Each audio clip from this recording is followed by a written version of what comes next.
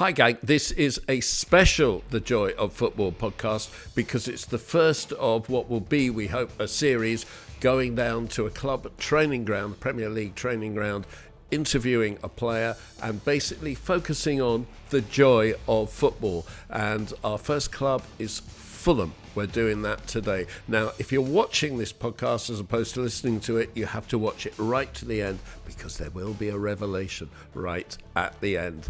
But in between now and then, the content is... Well, we've got regular stuff, of course, with three of the best, with some very interesting nominations from Neil and myself. João Neves of Paris Saint-Germain. Jamal Musiala, who I think shows the joy of playing football.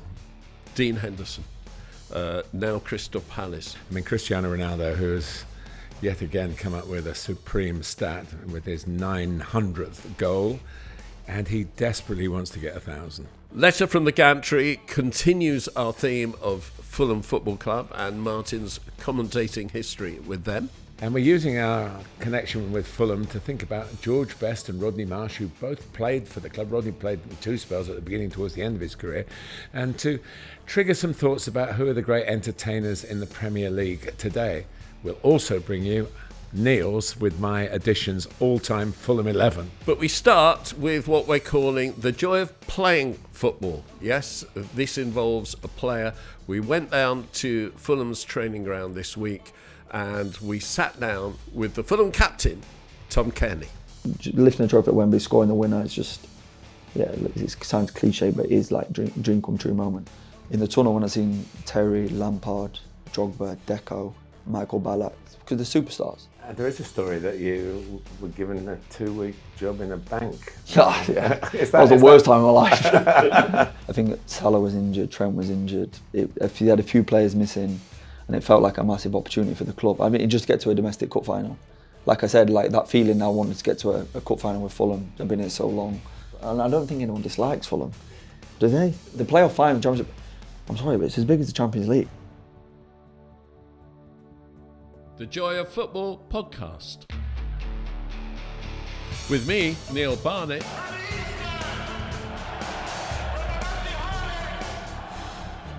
And with me, Martin Tyler. Looks for Xavi! Ready! Aguero!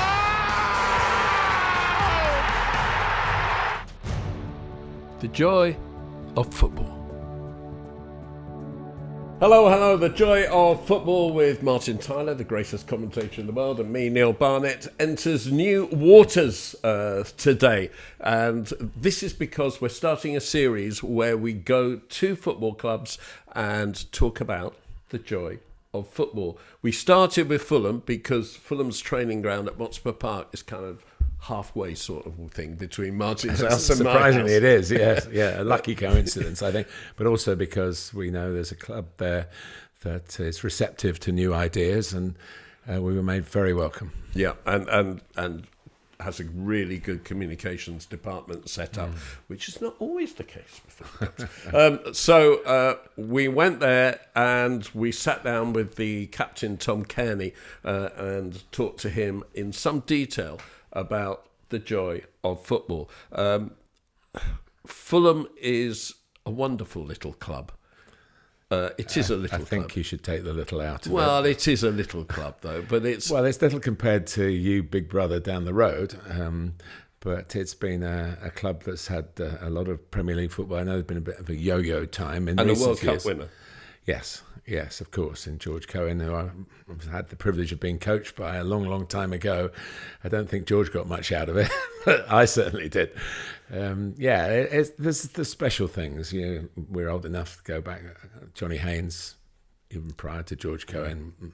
Bobby Robson, of course, played for Fulham.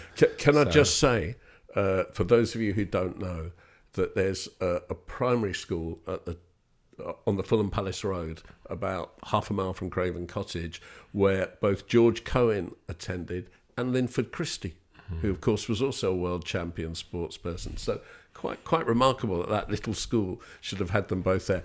Anyway, we all went down to Fulham's training ground, and we're calling this the joy of playing football. We'll have a whole series of them, but this is number one.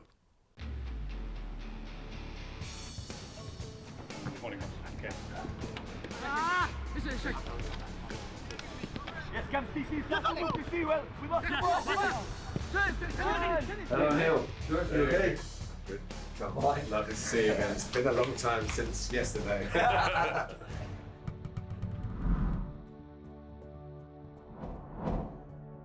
Nathan, it's the first time you've ever done this, so we don't normally have the clapperboard.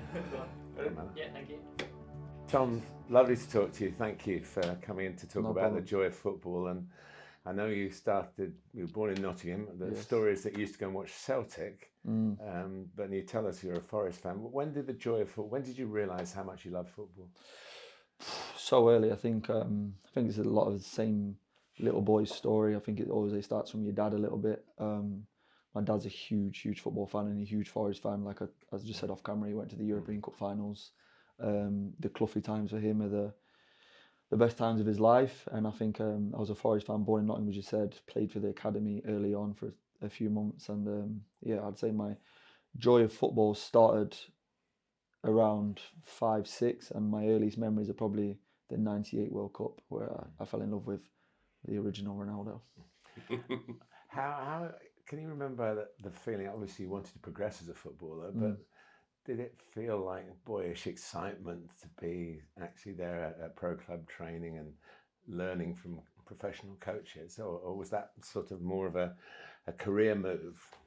No, the excitement was definitely there, but I think it felt like a job from the age of 7. It kind of got that serious because Leeds kind of took me off Forest when I was 7 because I was playing in the under-9s 2 years below, and I don't know how they heard about it. Whatever, you're just a 7-year-old kid and you don't really know what's happening. Your dad's just taking you to training, and then all of a sudden, mum and dad's taking me from Nottingham to Leeds 3-4 times a week.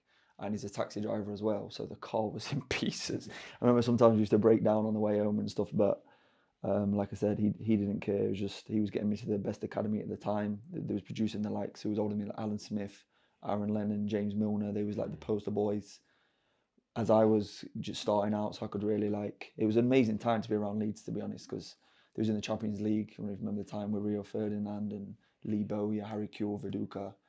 I still remember the first time walking up Ellen Road and seeing it. It was just they're happy memories. It was hard. The travelling was hard, but they're really happy memories.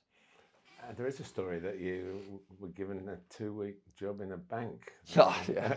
That was the worst time of my life. And you had to wear a suit. Yeah, I was working. How did that come about? That was just work. You know, when you're in secondary school and you did work experience and a placement, and I don't know how I ended up in Barclays Bank for 2 weeks, but I remember getting on the school bus because it was going that way. My mum didn't have a car, my dad was at work, so caught the school bus in this shirt and tie, and you can imagine the stick I got. But that kind of I need to all my eggs in one basket. I need to make it because I'm not enjoying this other stuff. What did they make you do at the bank? Just run errands. Just literally run errands and count bags of money.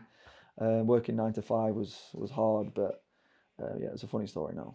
Can I take you from this innocent love to the ultimate? Because as captain, you scored the only goal in a Championship playoff final at Wembley to get your club promoted, Fulham, and you then lifted the trophy that said we are going back to the Premier League as captain. Talk me through your feelings as you lifted the trophy and whether they related back to that childhood. I mean, this must have been the ultimate. Yeah. And that night and the following morning, just where were you in your head? Yeah, I'd say it was an out of body feeling, lifting the trophy. I know it's always a little boy's dream to play at Wembley, and I remember the season before, I don't know if you remember, we got beaten against Reading in the semi-final, where we kind of underperformed, to be honest. We was the favourites to win it. So the year after, we got to the same stage, and I remember we lost the first leg against Derby, and I was just so desperate to get to the final. I wanted everything about winning. I just wanted to play. I wanted to get to Wembley. I think that's the little boy inside you that wants to get to Wembley, and I knew in my head, if I get there, I'm going to lead my team out. I've got a chance to lift a trophy at Wembley, and I just think it was like the most perfect day for on a personal level. Led the team out, scored the winner, got man of the match, lifted the trophy. It was 30 degrees. All your family's there. Do you know what I mean? It was one of them days that felt like it was meant to be, and yeah, like you said, the inner child in you, it's like a euphoric feeling, and like I said, I didn't sleep that night. No. So, what do you remember of that evening and the following morning? How were your celebrations? What were your The owner took us straight out. The owner was there, Tony Khan, and yeah, we went out in London, and yeah, to the early hours. I don't know what time I got in, but I didn't really sleep, and I think you stay on that buzz, and yeah, lifting a trophy at Wembley, scoring the winner, it's just, yeah, it sounds cliche, but it is like dream come true moment. And that final, the playoff final, championship, I'm sorry, but it's as big as the Champions League. I know it's the joke, not as big as the Champions League, but the richest game in sport, I think, or richest game in football. Like, I think everyone watches the Championship playoff final. I think it's an amazing event. So yeah, it was special. And your dad? Oh yeah, my dad. Yeah, you know, my mum and dad. To be honest, my mum's the same. If I said to her, "Do you want to go? I don't know, Paris one weekend, stay there, go shopping, or do you want to come watch Fulham Luton?" She said, "No, I'm watching Fulham Luton." she's into it as much as my dad. So that's just been my household since I was little. Yeah. Did you feel that you had to sort of live up to their expectations then when you were very young? That they obviously really wanted you to make it as much as you wanted, maybe even more than you wanted. Yeah, no, I think there's a little bit part of that because my mum and dad ended up leaving Nottingham and moving to Leeds. I remember my dad moving without a job. So we went, because there was the rules then where you couldn't live more than an hour from the training ground. So when it started to get a bit more serious, like they kind of had to make a decision. And like looking back now, if I'd have said, "Dad, what are you doing?" But like, I can just play for Nottingham Forest, it's fine. But they thought that was the best chance for me to progress and being quite, I think football makes you grow up quite quickly because you're around, I don't know, coaches, men, and I kind of did understand the pressure, and I thought like, okay, I kind of need to make it here. Do you know what I mean? So for them to leave the family is just a sacrifice that they made, and hopefully it paid off. Was there a moment when you were growing up where there was a real difficulty between, do I make this sacrifice because I really want to do it as a teenager, and I shouldn't be doing it? I think the hardest part was, I reckon, around 14, 15, 16. I was a really, really late developer, and I feel like in youth football especially, the strongest and fastest wins. In youth football, it's just a fact. The biggest, strongest, fastest wins, and then when everyone catches up, eventually it goes back to who can play football again. Like do you remember the Victory Shield back in the day? Do you remember if you look at the under six, I'd love to see the stats actually of the players that play in the Victory Shield, the best in the country at 15, 16, and how many to go on to have a successful career. Obviously there's a few, but I feel like the stats would be staggering. And they weren't necessarily the biggest ones. Like Michael Owen played in there. Yeah. And so he wasn't big at He's all. kind of Victory Shield being England's. Yeah. I just remember them that developed the earliest within reason.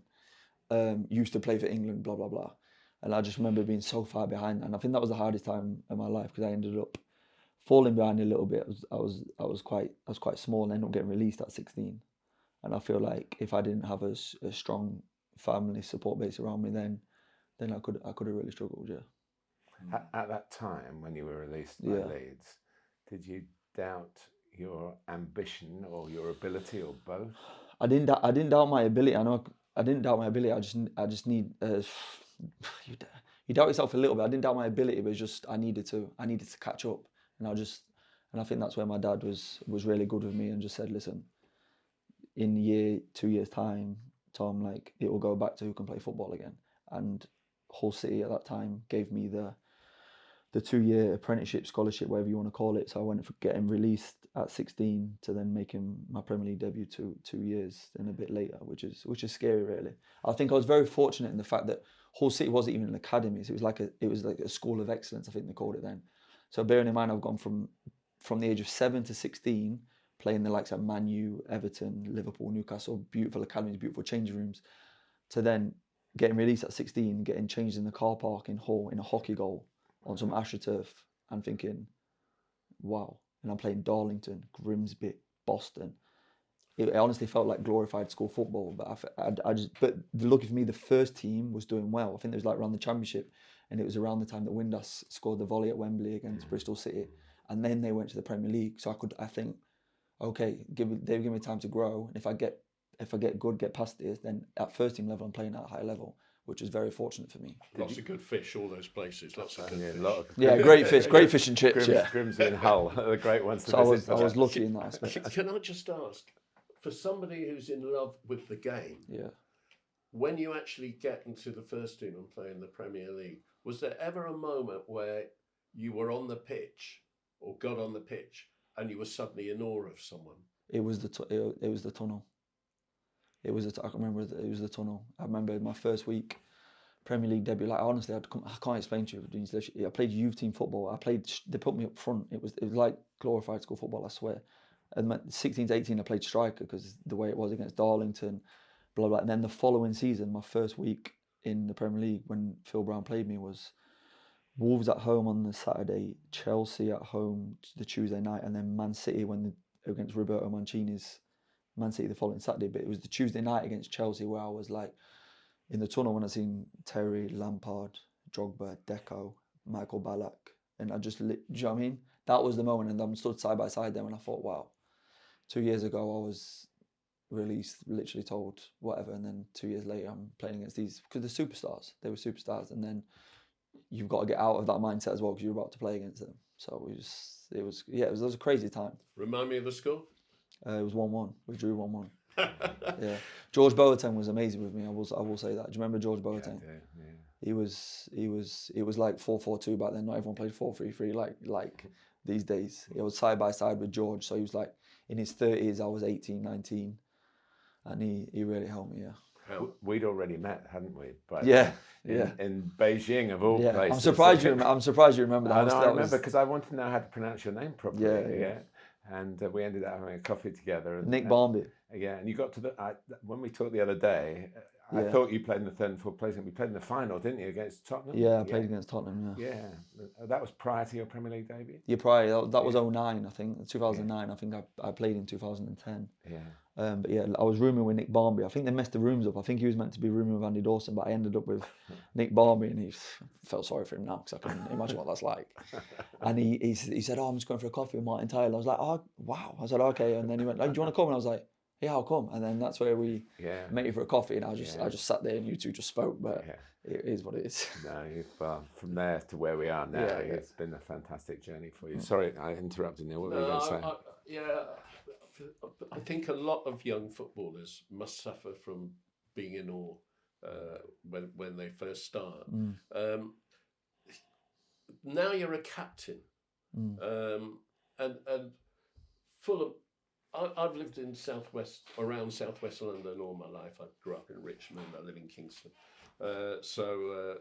Like Martin, I saw a lot of Fulham in the 1960s.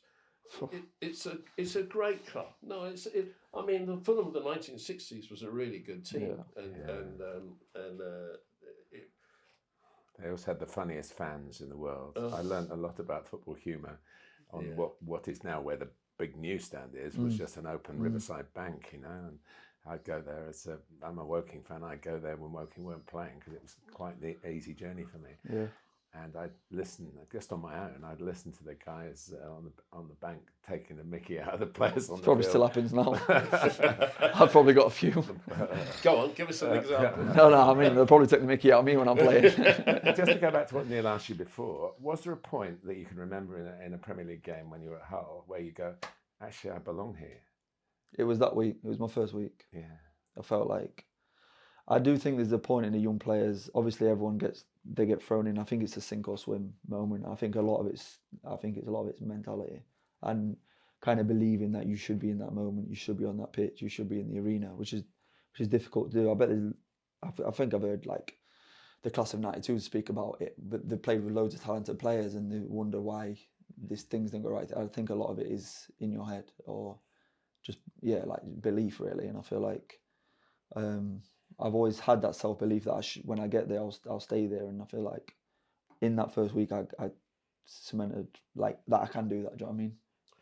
I want to come to this work you do now as captain, Fulham, because Fulham had never won a major trophy. Obviously, they were runners-up in the FA Cup in 1975, and they were runners-up in the Europa League in 2010. I mean, two great achievements, and I can remember, I never went to the games, but I can remember the run to the Europa League final with especially the Juventus game. Was that in the semis, I think? How much is the talk here, when you just talk football, how much is the talk about how we can do this season, how we can survive, how we can prosper, how we can get into the top half of the table? How much is it, we can win a trophy, we can make history forever at this club? It was big last season, yeah. It was spoke about a lot. I don't know if you remember, we got a Carabao Cup semi-final against Liverpool. And the second, I'll be honest, our league form went down after we did narrow defeat in the second leg because it was a massive kick. I think Salah was injured, Trent was injured. He had a few players missing, and it felt like a massive opportunity for the club. I mean, you just get to a domestic cup final. Like I said, like that feeling I wanted to get to a cup final with Fulham. I've been here so long. And yeah, it got spoke about a lot. Leading up to it was a big build up. We're kind of, you're kind of waiting for that second leg, and yeah, we lost by 1 goal to a top team. It's not the end of the world, but it felt like the end of the world because we got to a semi-final. Do you know what I mean? You're close, but you're not. Well, you're not close. That's enough. really interesting because as someone who loves it, have you ever taken a result home with you? Yeah, that was that one. Yeah, that was bad for about 2 weeks or something. Like I said, because you just felt like it was a bit of a missed opportunity. You're at home the second leg. You only lost by 1 goal at Anfield, and it was a chance. I'm not saying they was probably a lot more relaxed than us, but I mean, it was a big chance for us to get there.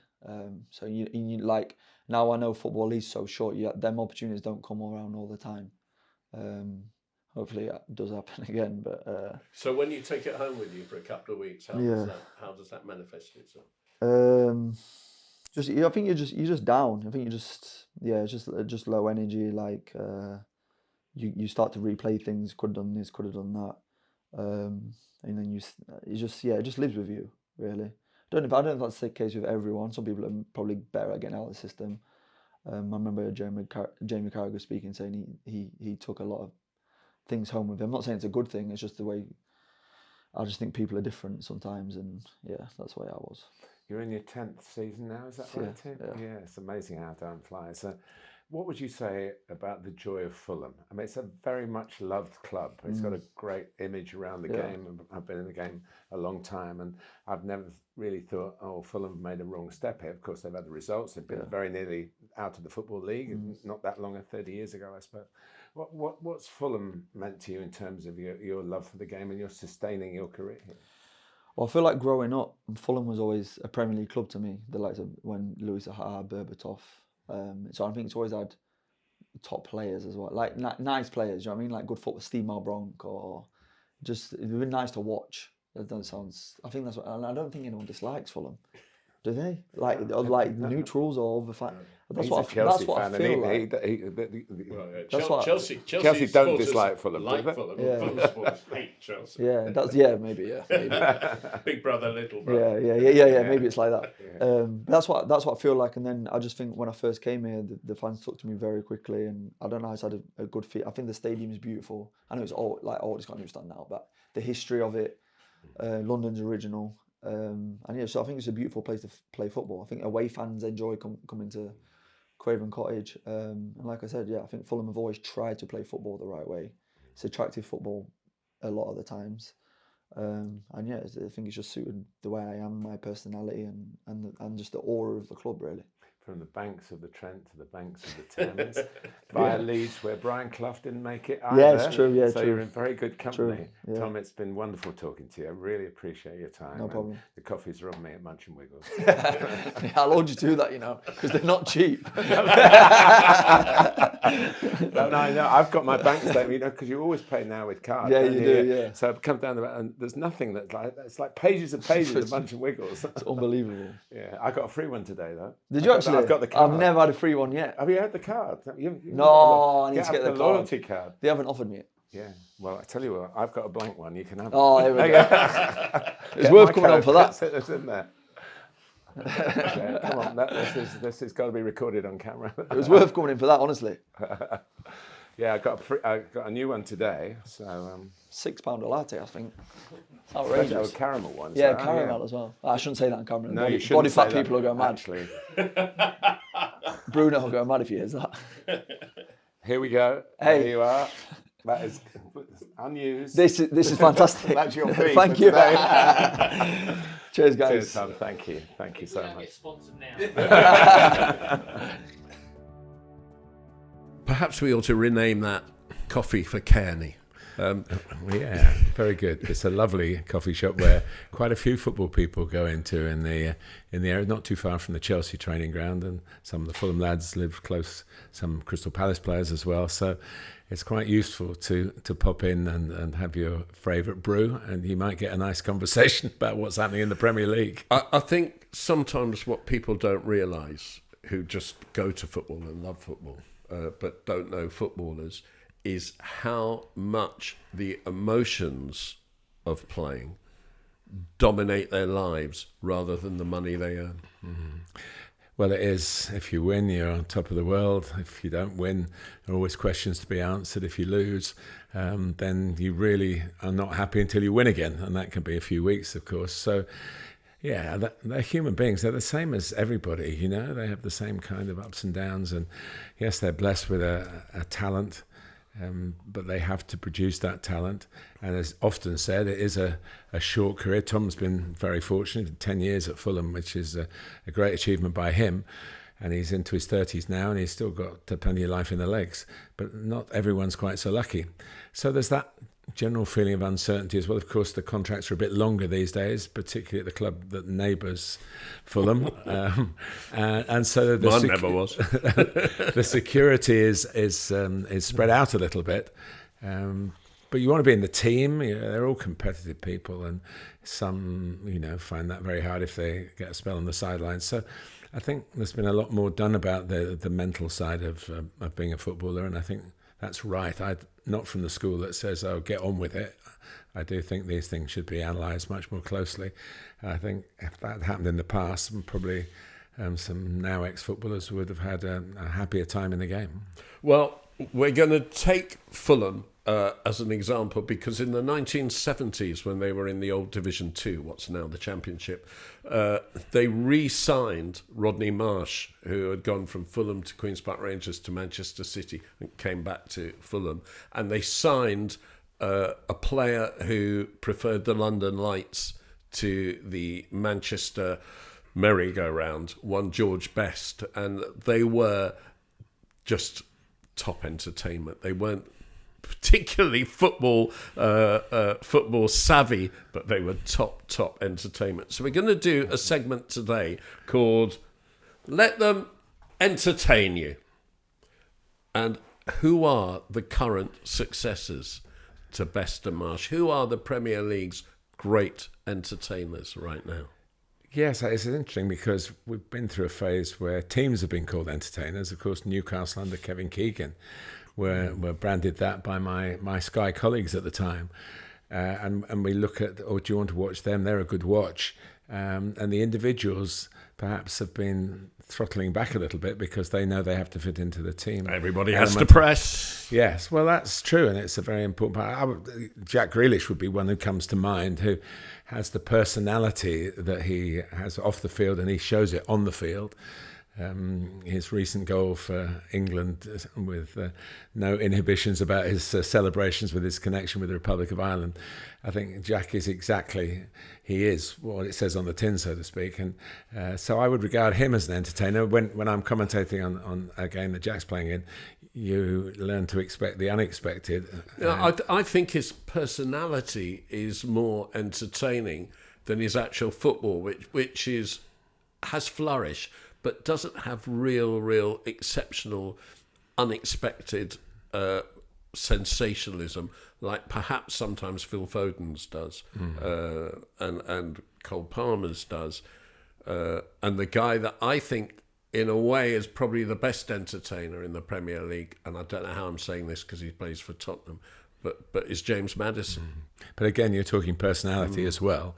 I think that's come with it, certainly with Rodney and George, who we started this conversation talking about. They're great characters, and Rod obviously very much still with us, a radio personality in the USA. George sadly no longer. I did a commentary with George Best. It was a really amazing experience to be sitting alongside. It was for a testimonial match for Sir Alex Ferguson, and obviously George was with his Manchester United connections was a great get from us to have the words with me. And he turned up. Yeah, and he was, bless him, a very articulate guy. Wonderful. Yeah, a wonderful talker, the gift of the gab. And Rodney likewise. So maybe we're talking about that. And one of both our favourite players in recent times, Eden Hazard, who is again somebody who can talk his way into an entertaining conversation as well as play his way into an entertaining piece of play on the football pitch. So I think maybe you have to have that to do that. I know we're both good friends with Pat Nevin, going way back, an individual player. I guess to some extent the individualism, it's not coached out, but I think it is to an extent. Well, I'm thinking more as young players. Youth players. Yeah, youth players. And passing is the buzzword, pass. One touch, two touch. Yes, and therefore if you keep the ball for too long, you're in danger of being a renegade. So maybe that's part of it, but there's always scope for it. Matt Letitia, of course, is one in relatively recent times, who again, an intriguing personality away from football or talking about football and his current roles now. So I think maybe maverick is the word that the coaches would say. We don't want too many mavericks, but we certainly want entertainers, don't we? Yeah. And it's also guys who go for it, wingers, fast players. I mean, I think Anthony Gordon's got that in him. I'm hoping Pedro Neto has that in him, but I'm not sure yet. But those kind of players who go for it. Certainly this season, I got 45 minutes until first half. He went off injured at half-time as Savio at Manchester City. Yes, now renamed as Savinho. Savinho, yes, he is. And he... Which means little Savio. He was absolutely dynamic. Doku as well. But I'd throw an old one into the mix, Jamie Vardy, who we've talked about recently in podcasts. Again, plays with great zest and personality, and certainly entertains, but in a slightly different way. He's probably not going to beat 5 people and stick it in the top corner, but he can still stick it in the top corner. Yeah. And I'll give you one other who's all personality, and is that grit. Is John McGinn. Because you know when you're at an Aston Villa game that he's going to take your eye because of the way he plays. He's slightly slower than he needs to be. He's slightly dumpier than he needs to be, and he's frequently the best player on the pitch. And it's just overcoming any obstacles and desire to win. If he were my player, I would love John McGinn. I can't disagree with that. I think it's a great watch. But in the old days, in the not kind of, you're right to make a slight distinction. Not kind of the player that we've been talking about, but does because he's a driving force. He's a force of nature on the field, and he's achieved a huge amount. Really, I'd love to talk to him about. Maybe we'll be able to put him in the Tom Cairney chair at some point, because his view on it, on the way he plays and how he's turned out to be the player that he is, would be fascinating. I just want to throw in a couple of others. Mohamed Salah. Yes. We must never... too easy to take for granted. Yeah, I've just taken him for granted, to be honest. Kevin De Bruyne, who I get more pleasure out of watching than any other non-current Chelsea player. But Trent Alexander-Arnold, I mean, whose passing range is probably the only one that matches De Bruyne, but from a different position. We're not short, really. We're not short. No. And the game with the... I think the better team play than going back to... there was a reliance on the individuals, I think, for some of the earlier ones we were talking about. And now it's the team ethic is so important. So if the team structure is good and you can get 1 or 2 people who you go, they're going to bring something in that will win us a game, that X factor, then they're worth their weight in gold. Okay, so the Premier League's all right with entertainers. Yes. But it's different. Yes. Okay. Right. Let's get back to our normal segments. This is 3 of the best. And he makes them pay. 3 of the best. He's made them pay. And that completes a wonderful hat-trick. Young player, old player. Martin, your young player. Yes, one that Chelsea let get away. Jamal Musiala, who I think shows the joy of playing football. There's some fluidity about his movement, his optimism when he gets the ball. In the recent game for Germany against Hungary, he scored and had 3 assists in a 5-0 win. Before the game, actually, he was presented with his share of the golden, whatever it was. Yeah, it didn't look like a golden boot, actually, but from his Euro work. So he was sort of at the star of the show before it even kicked off the game, but he ran the show. And this is the new Germany without Neuer, Toni Kroos, Thomas Müller and Ilkay Gundogan. So that was a big thing about the youth of this German team. And Jamal's 21. I don't know what Chelsea got, something like 170 grand, didn't they? Because, of course, he was born in Germany and raised in England and was with Chelsea. But he had a great Euro, didn't he? And I think one or two of the post-match interviews after that Germany win against Hungary was, we've been carried forward by the euphoria of the Euro. And you think, well, you didn't win it. But they felt they weren't so down on the team that didn't reach the final than perhaps England were on, or some section of the English media were on a team that did reach the final. So I think there's good things to come. But I wish he'd stayed in England. Yeah, so do I. Mm-hmm. Yeah, and I mean, I just think that he's got the biggest boots, probably physically as well as in football terms, to fill in the Bundesliga, because basically he's going to take the place of Thomas Müller. And Müller has been such an exceptional presence for Bayern Munich and for Germany for so long. And I just, when the dry spell comes, I hope people don't say, oh, he's not Thomas Müller, because he's had his dry spells as well. Yeah, he's only really started to score goals for the national team this year. So he's not like Müller. He's not going to get the sort of goals that Müller gets. You really forget that Thomas Müller was in the Germany team that knocked England out of the South African World Cup 2010. He scored goals in that tournament. He really was a centre forward then. He's become a hybrid player since. So he's been around a long time, and you're absolutely right. We're talking about entertainers and strength of personality. There's one all wrapped up. My young player is João Neves of Paris Saint-Germain, 19 years old, possibly not a household name in the UK at the moment. He is one of 3 players going into the international break who has 4 assists in the top 5 leagues in the beginning of this 2024-25 season. The other 2 are, would you believe, Barcelona.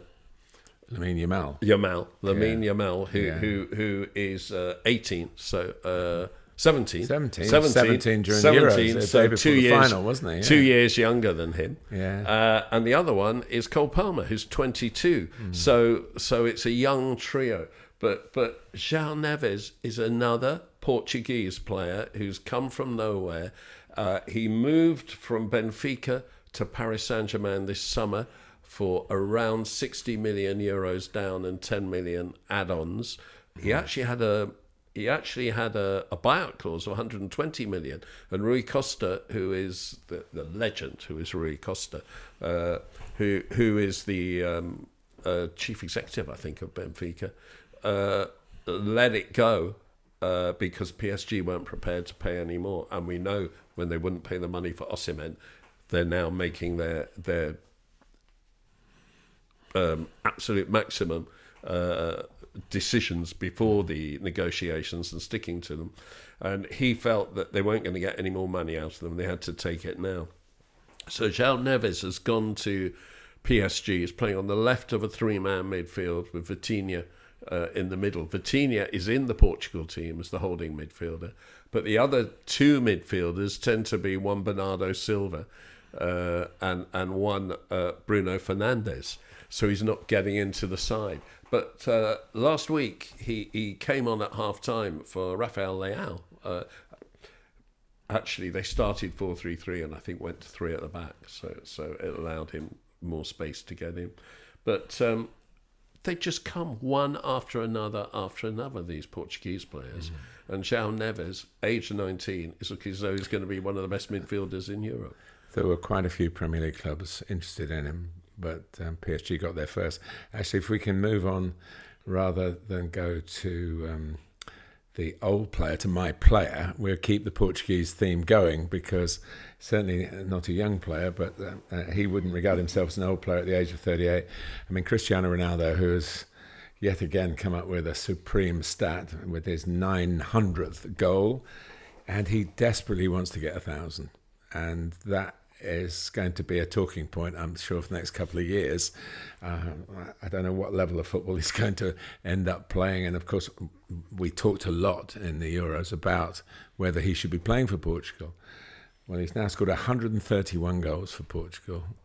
He scored 5 for Sporting, 145 for Manchester United, 450 for Real Madrid, 101 for Juventus, and 68 for Al Nassr, which adds up to 900, unless I've got my facts wrong. And it is a debate, because he's playing, he desperately wants to play. He wants to play every minute, because that maximises his chances of scoring. He was absolutely distraught that he didn't score in the Euro. So I fluctuate between, look, it's going to get embarrassing if you're really going to try and get to 1,000, if you're really picking up any game that you can. But I'll tell you a story, Neil, which is why I fluctuate the other way as well. Please don't get this out of context. Please don't. But when I was 12, I think, I scored 1,012 goals in a season on the playground at school. I scored 500. Hang on. Were you keeping the stats? I was, but I'm good at stats, and I promise you, there was no VAR checks or anything like that. Okay, I'm not accepting that without explanation. How many were with your right foot? How many with your left? And how many with your head? Mostly with my head, because I was taller than a lot of the other boys, and they used to throw as a tennis ball, and they'd throw the ball, and there was a goal chalked on the back of the chemistry lab. And I stood pretty close to that and backheaded it in, a bit like Zirk. He scored his first goal. If you've seen it, the one he scored first goal for the Netherlands in the recent international. And you could get a lot like that, because the goalkeeper could throw it right on my head and just touch goal. There's another one. And in the first term, I got 500 only because that's the September to Christmas term, because I made the kids come out on the day we broke up and play. I had to get enough for the game. I had to be at least 3 aside. And I was on 4, 9, 8, and I missed a penalty. So they had to stay. They couldn't go home till I got the 500. This is why I'm relating to Ronaldo. The only way I possibly ever could. And I got 512 in the second term. And I've got them all in a diary written down day after day after day, how many goals. Usually about 10 or 12 a day. So Cristiano didn't have those opportunities. But so what I'm really saying is, I would hope he goes on. There's a big bit of me that hopes he goes on and gets the 1,000, because it means so much to him. And although that was a schoolboy, with no great pretense of being a great player, I wanted to do that. And so I do share that thought with him. But of course it is difficult, because there are people saying, well, Portugal should leave him out, and Roberto Martinez should be strong with him, but he's playing him still. And in his club football, he's going to play. So he'll get some opportunity. But I just think it's an amazing achievement in this day and age. Pelé fluctuated between over 1,000 and less than 1,000, depending on the way you evaluated some of the games that he played. And I think probably officially it's less than 1,000. But it's some going, isn't it? It's some going. And you have to have supreme belief, supreme fitness, supreme ability. And he's got a lot of those still. But of course, he's 38, 39 in the turn of the year. But the bit that's talking to you today about him wants him to do it. There might be another day where I go, they've got to get somebody else in to goal hang, if you like. That's all I did, goal hang. And maybe the goal that he scored to make it 900, he was between the posts, close range, proper goal scorer's goal. But Cristiano, good luck. They don't call him Cristiano Tyler. They don't call him Cristiano Tyler. Were you a failure the following term? The following school year? I think everybody got fed up with me. So. Okay, my player, as you know, as people who watch this regularly might know, I keep a thing called the Team to Make You Scream. It's the best performances I see over a year against my Chelsea. Well, I've got a goalkeeper in goal already after 5 games, 3 league games and 2 UEFA Conference qualifiers, who might not hold the place for the season, but might. And I'm putting him in because he's a player that I've never actually admired. Sorry.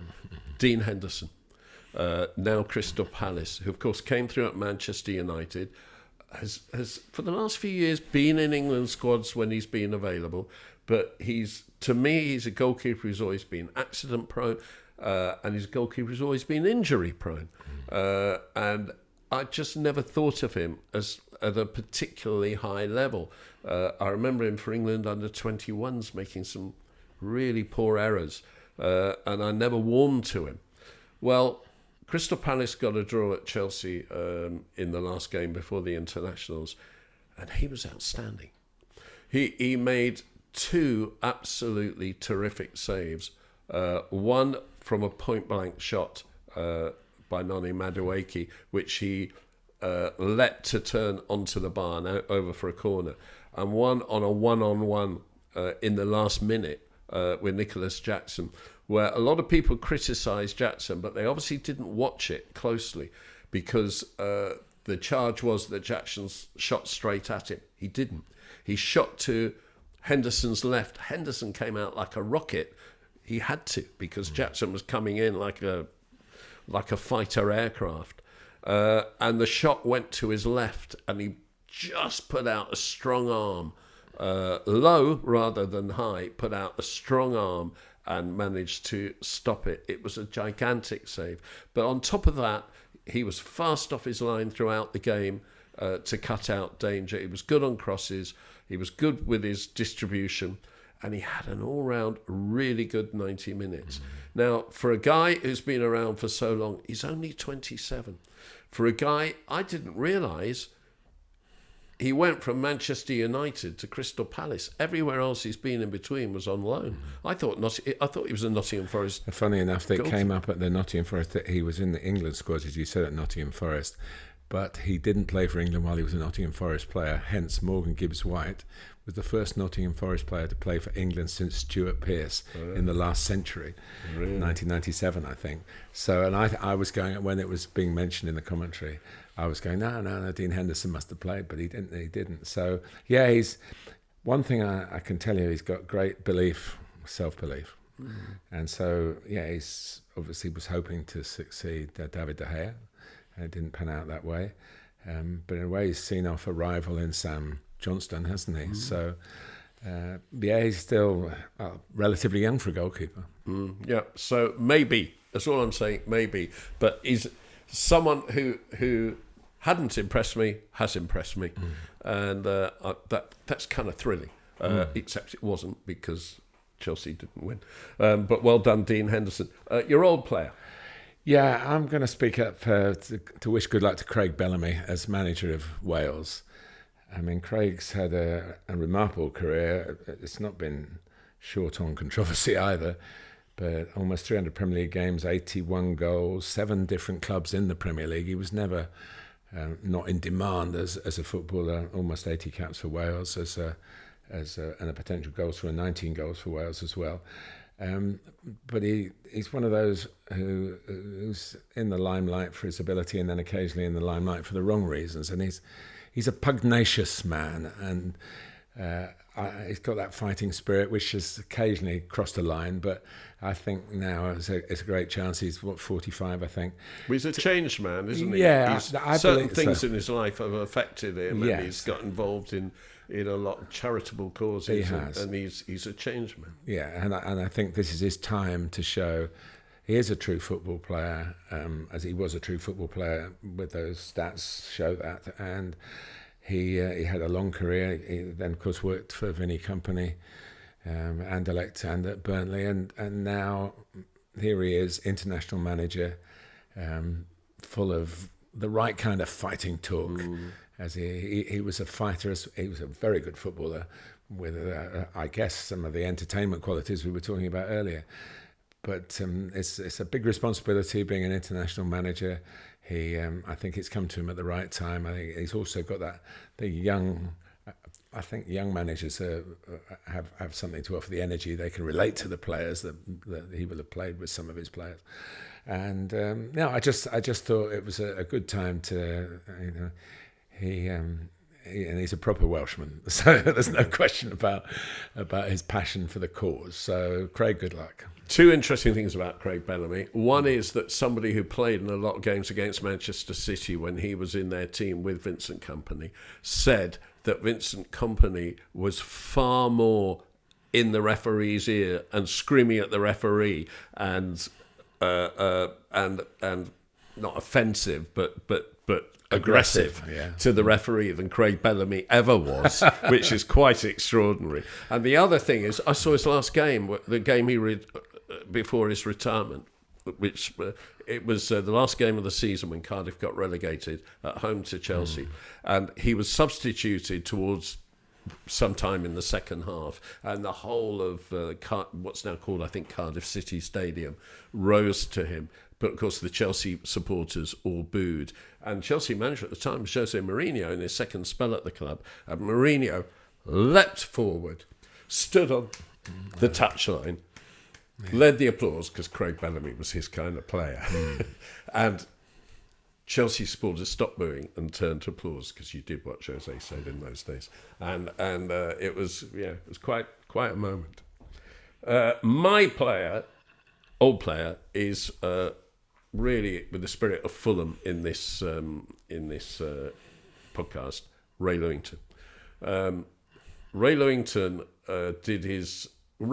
joined Chelsea aged 11 on the same day as Ray Wilkins. I believe he came from a not wealthy family. I believe he couldn't afford a pair of boots, and actually Ray Wilkins' family gave him a pair of boots for their first session.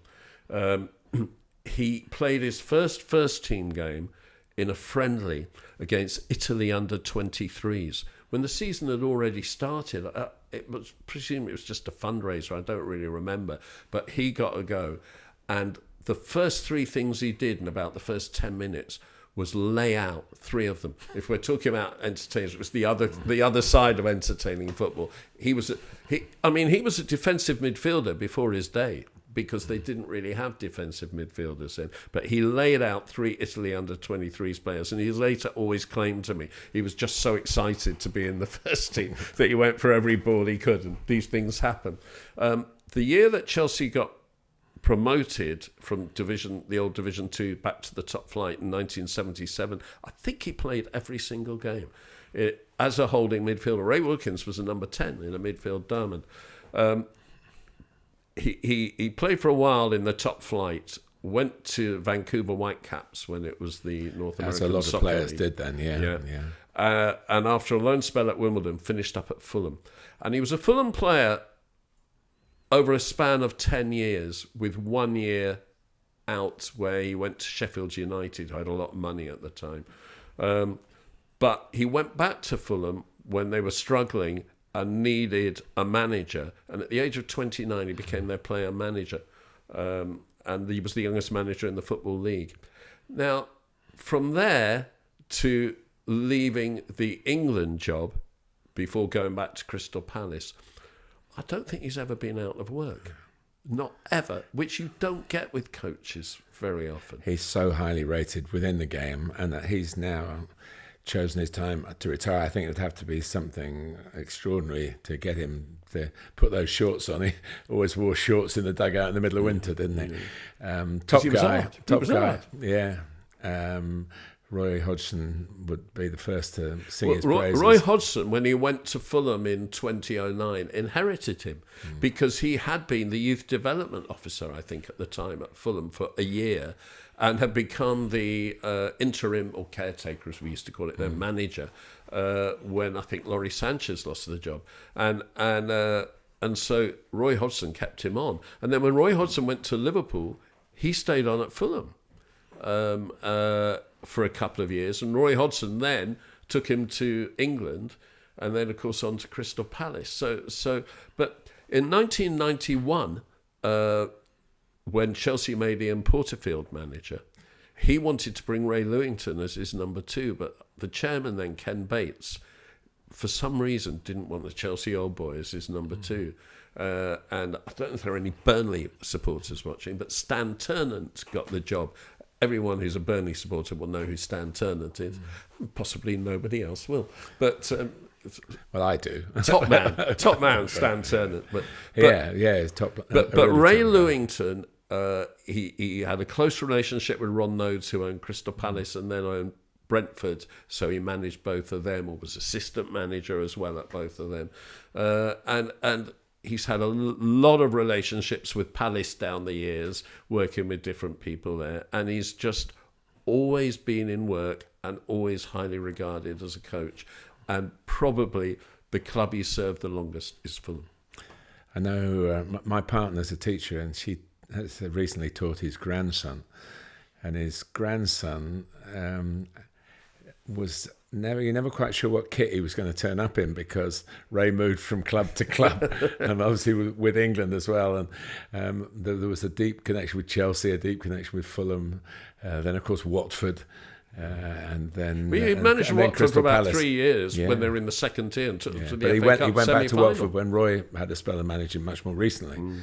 So it was, and of course his son Dean Lewington had an extraordinarily long career. With from the old Wimbledon actually into MK Dons, and a long period there. His other son Craig is manager of Cobham in the Combined Counties League, and his nephew Luke Ayling, yes, Leeds and Middlesbrough. Yeah, that's right. That surprised. I remember trotting that out the commentary line, and when they said, "So surely not," and I went, "Actually, yes," and.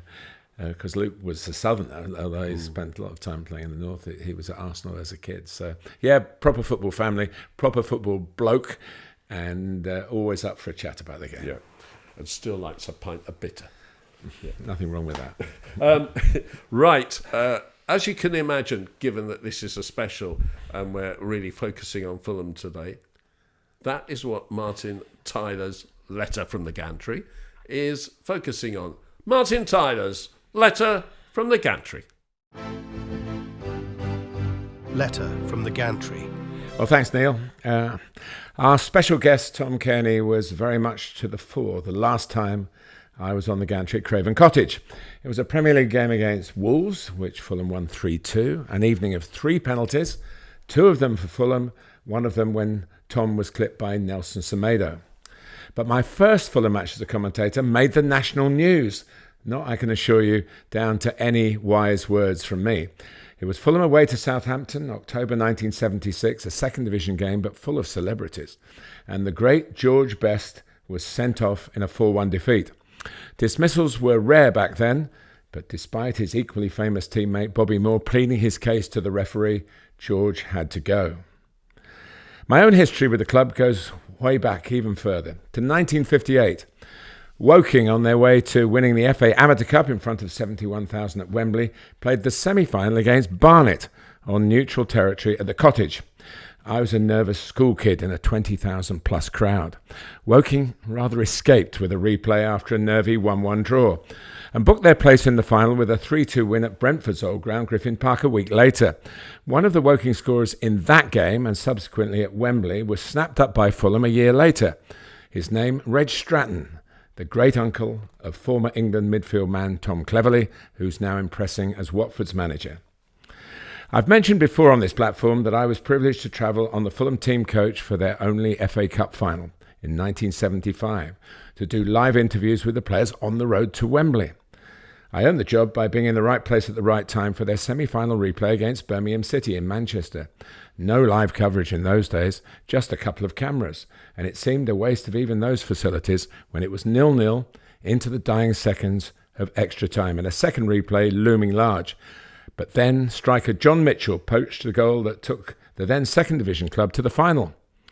We captured all their post-match joy, but the interview I will never forget on that evening was with a loser on the night. Gordon Taylor tearfully fronted up for Birmingham, then a top division club, in the utter dismay of defeat. The same Gordon Taylor who would go on to serve the PFA, the Players' Union, as their chief executive for some 40 years. The following season I actually got onto the Craven Cottage pitch as part of the setup for a television programme which also ran for decades, This Is Your Life. Each show reunited a famous face with family and friends, but the subject was kept in the dark until the very last, and the element of surprise at the beginning was the real hook of the programme. I was recruited to go onto the pitch, supposedly to interview Alan Mullery during a specially arranged match against a local school team. Alan was back at Fulham after a very successful sortie across London with Spurs, which included winning 35 England caps. Behind me, hidden by the portable camera, a couple of technicians and myself, was the programme's host, Eamon Andrews. At exactly the right moment, Eamon sprang out and said, "Alan Mullery, this is your life." Muller's, usually a constant chatterbox, was dumbstruck. Fulham are renowned for their hospitality, as we at the Joy of Football have experienced so very recently. In my non-league coaching career at several clubs, we've been grateful to them for providing excellent opposition in money-spinning pre-season fixtures. Back in 2006 at Walton and Hersham, we made the mistake of beating a Fulham 11 coached by Billy McKinley, the very competitive former Scotland international. 2 years later at Kingstonian, we asked Billy for the favour of another friendly. He turned up with 6 internationals, including Clint Dempsey, and beat us 8-0. He wasn't about to make the same mistake again. Chris Smalling, later of Manchester United and England, made his Fulham debut in one such fixture. Dan Burn, still going strong at Newcastle, was another I got an early sighting of in similar Fulham circumstances.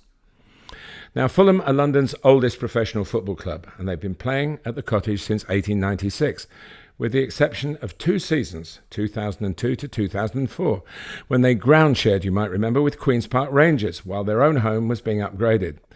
It was from that Gantry that I called out one of the club's greatest goalkeepers, Edwin van der Sar.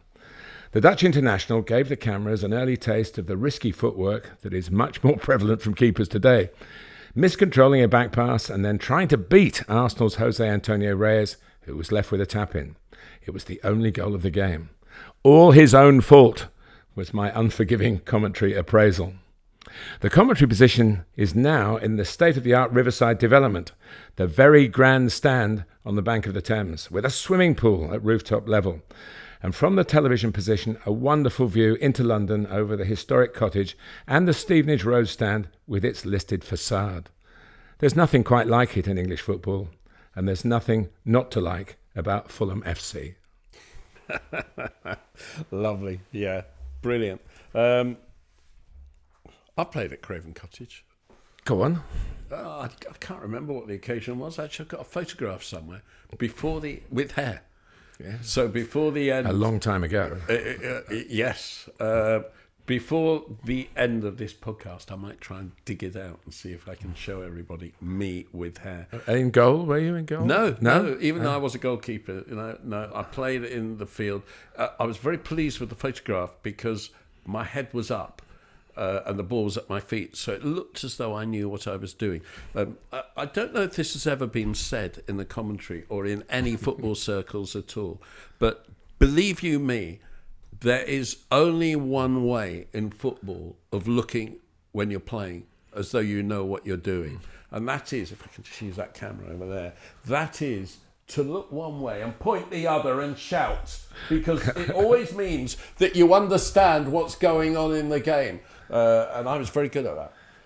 I wish I'd learned that. I'd have been a better player.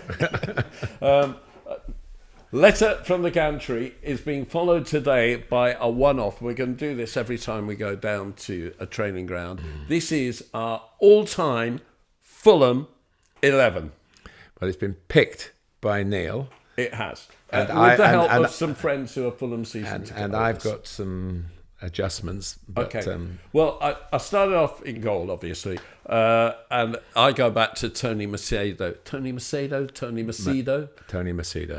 Yeah. In the 1960s. Van der Sar, who had, I think, 18 months to 2 years there, who resurrected his career after a bad time at Juventus. Bernd Leno now, who I think has really impressed with his spell at Fulham.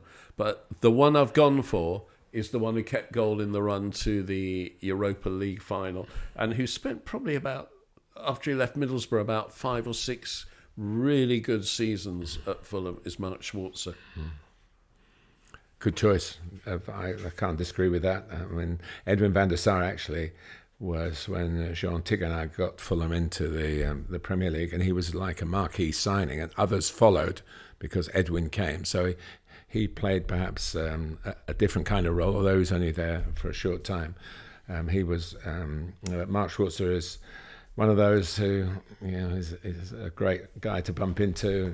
Easygoing Australian, but with a strong. Another one who lives in the Cobham area. He does live, and you do bump into him from time to time. He does a lot of work for Australian television, so he's one of us really, in the sense that he's moved from playing and coaching into the media, and a great presence. I first saw him play for Bradford City. I think was his first English club, when maybe Chris Kamara was manager a while back before he became really well known on the circuit. But I think a lot of Fulham fans will go along with that. Right, I've got back 4. Right back, no argument. England's right back in the World Cup in '66, George Cohen. Left back, I've gone for his contemporary. 1960s, Jimmy Langley. Now, Jimmy Langley was an old-fashioned kind of left back. He dug in. He had a great left foot. He was the first player I ever saw who had a long throw.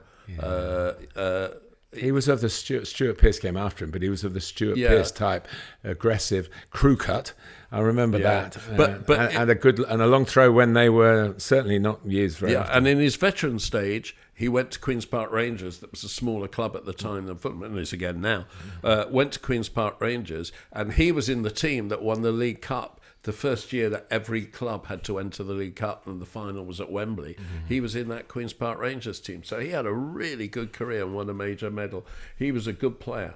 My 2 centre-backs, another from the 60s, one, John Dempsey, who was an Irish international, although I think he was born in Hampstead in London. He came on to Chelsea, and if I don't pick him, he'll never talk to me again. But he's worthy of the spot because he was an international player. And I've gone for someone much more recent, Tim Ream. He's just left in the summer. Yeah, who got better the older he got, and who had an outstanding World Cup for the USA in 2022 because he was a very, very good Fulham player at the time. And I think he served Fulham really well. You put him ahead of Bobby Moore. Well, Bobby Moore only played in the second tier. He didn't play in the top tier. I think for that reason only. Bobby Moore brought more pizzazz, obviously, and he got to a FA Cup final. But I think his best days were beyond him, and the second tier was the right place for him at the time. I have a special soft spot for John Lacey. John Lacey, who was Bobby Moore's partner in the 1975 Cup final in defence. No, I don't think he was. Yeah, he was. Boys, I have a soft spot for John Lacey because I played against him twice. Once for Corinthian Casuals against London University, he was a student, and once for Corinthian Casuals against Kingstonian. If he looks down, he'll find me still in his pocket. I never got a kick against him, and it was quite clear he was going places, and he was a sort of beanpole centre-half, really, angular, but he's quick, and he was too good for me. And I actually, a few years later, it was a pleasure to commentate on him. I remember a game against, actually had a bit of a tough time in this game at Everton, when Everton were building that side at the start of the 80s. And Graham Sharp, who was certainly a centre-forward of real pedigree, unlike me. So I've often said to Graham, you put me in my place, because I was right down there. Lacey was in the middle and Graham was at the top. And it was a great sense of perspective to see a player that you tried to, not once but twice, to try. I'd never got anywhere. He got a transfer to Spurs. I thought it was Yeah, Spurs. it was Spurs. Yeah. Moore and Lacey started together. In the cup final. John Lacey started in the cup final. Yeah. Barnett won. Yeah. Tyler nil. You definitely deserved the victory there. I was thinking of Ernie Howe, who was the other centre-back there at the time. And I should have remembered John Lacey, because I was trying to get him out of my mind, because he'd humiliated me twice on the football field. Not intentionally, but through my own shortcomings. He was a very good player, John. I've gone for a midfield three. And my midfield three are all 1960s. Alan Mullery, Bobby Robson, Johnny Haynes. Now, why have I not gone for someone more recent? And there are some good ones. I think Moussa Dembele was an absolutely magnificent player. Yeah. Danny Murphy was an extremely good player who got them to the 2010 Europa final. João Paulinho recently, of course, he's gone to Bayern Munich, but never quite nailed a place in the Portugal team. Simon Davis, who scored in the Europa League final, and Papa Bouba Diop, who I just thought was a wonderful player. The late Papa Bouba Diop died aged 42. A really so strong sad. man. Yeah. Absolutely magnificent player.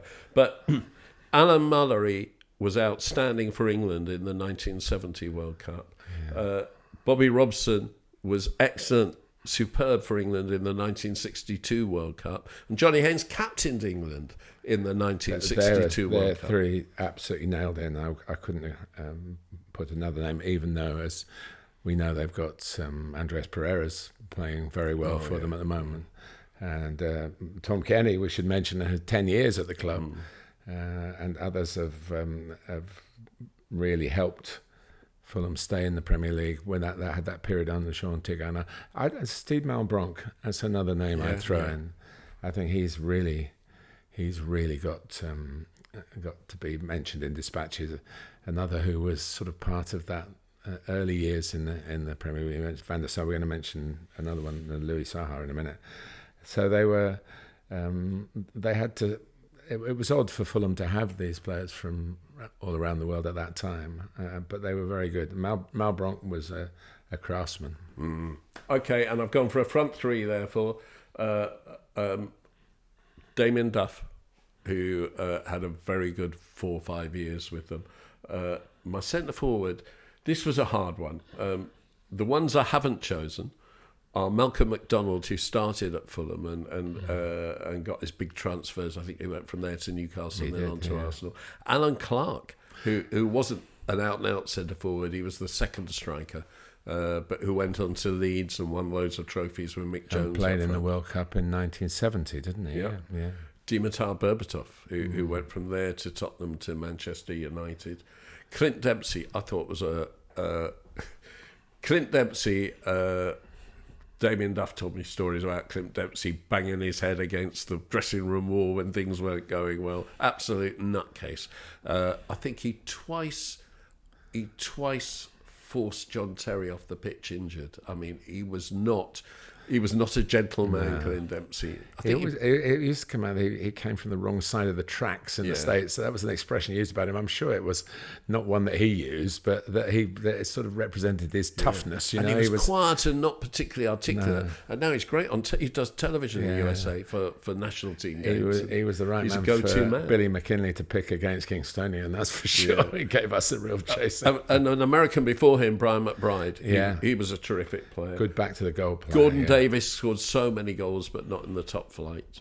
And I must give a mention, late 1960s, to Steve Earle, because the girl who lived in the flat 2 floors up married him when I was living in as a youngster in Richmond. But my front three are Damien Duff, Louis Saha, before he went to Manchester United, and Luis Boamorte after he left Arsenal and was outstanding for them, and then became their coach.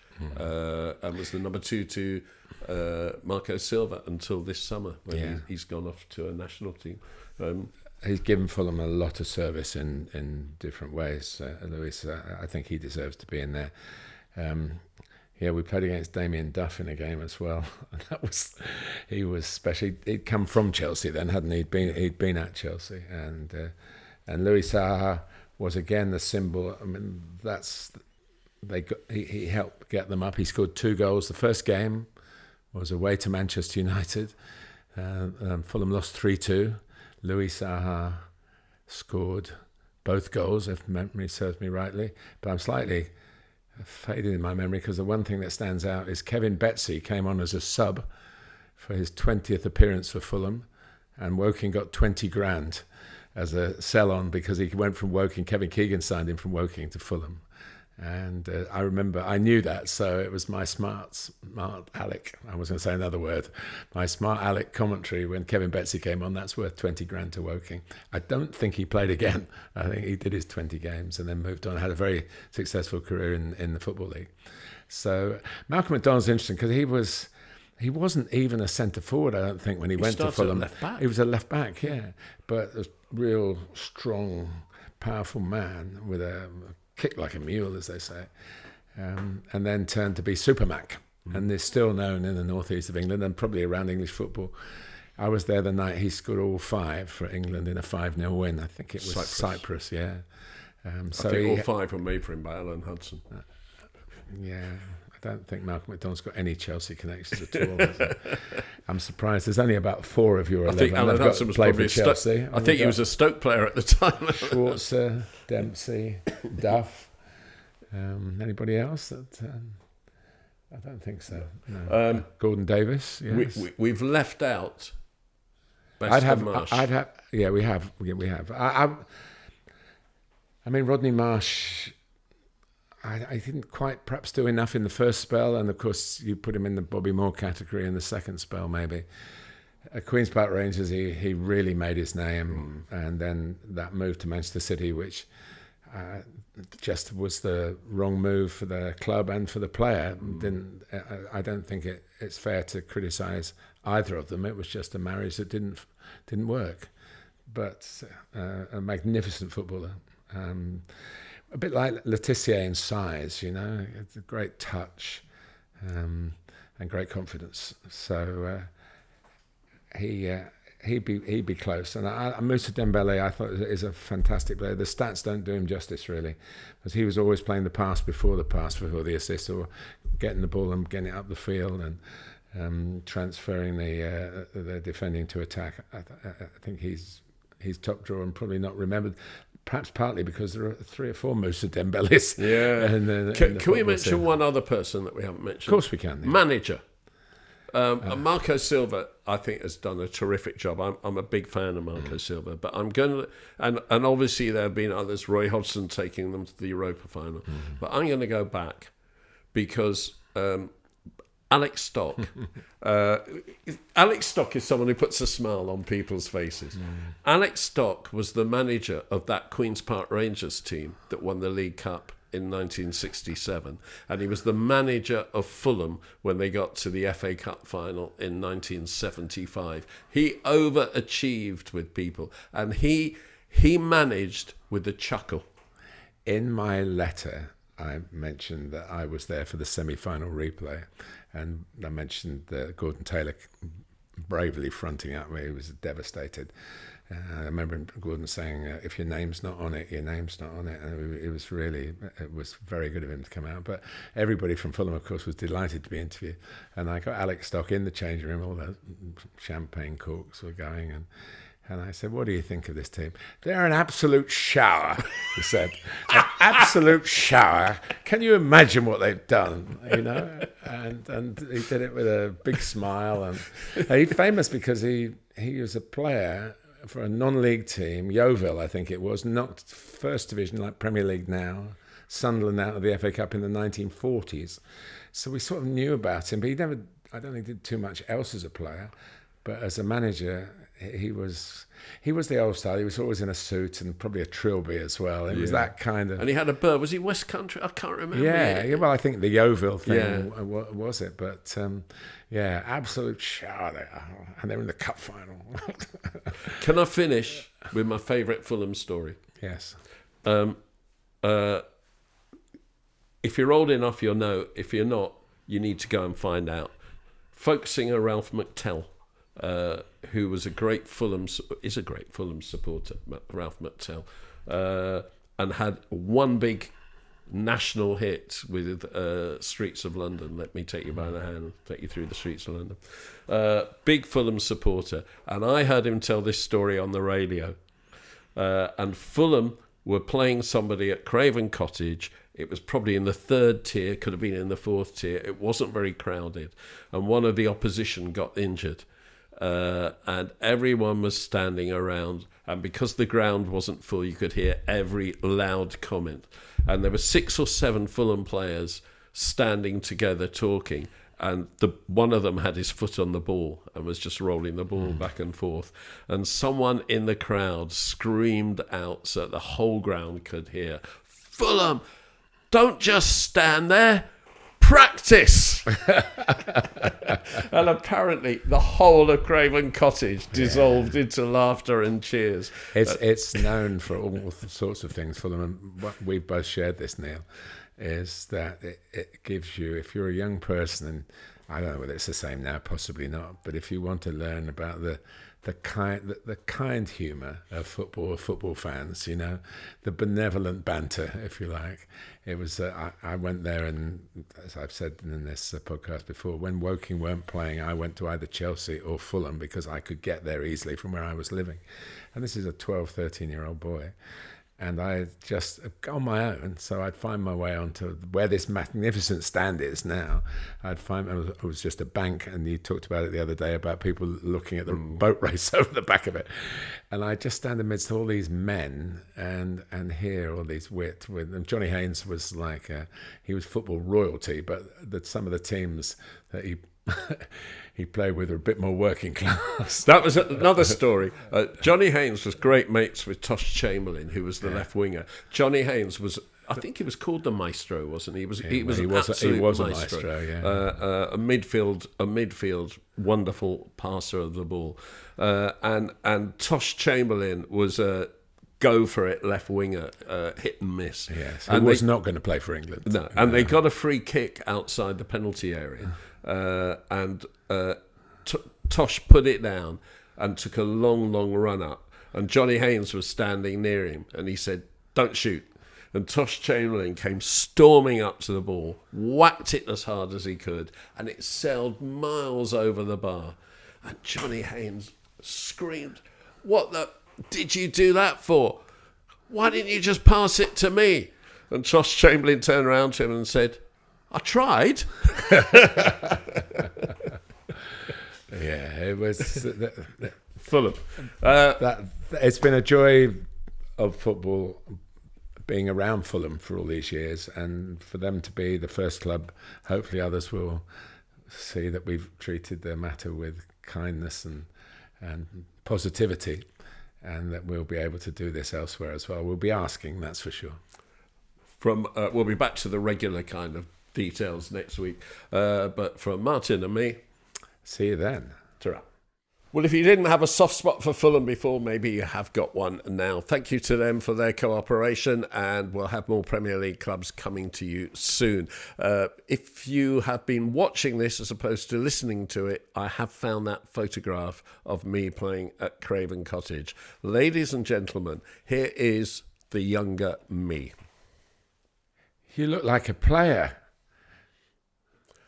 I didn't perform like one. That's it. If you want anything else, you can go to the Patreon, of course, to get more involved. And if you want to read us, including Martin's letters and my specifically written thoughts elsewhere, Substack.com, where The Joy of Football has a site for Martin and my writing. Do go and have a look. Thank you. For the rest of it, just The Joy of Football. Indulge.